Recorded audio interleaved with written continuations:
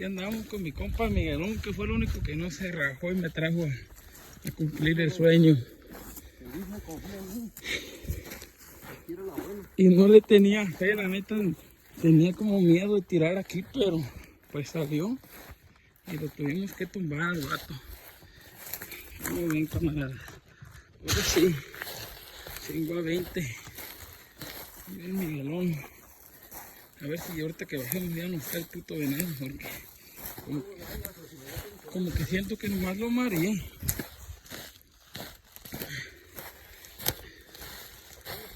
Aquí está la mera orgulote ese, güey.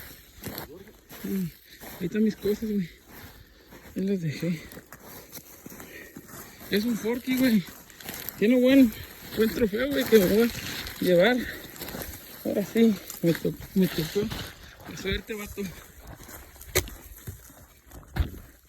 Lo tengo bien amarrado las patas, güey, porque se levanta. No creo que avance tanto amarrado.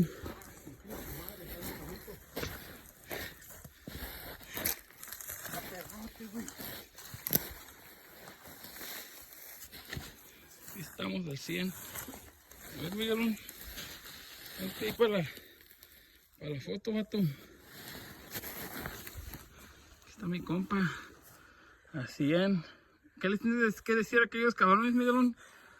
Así se casa, cabrones, no en su casa.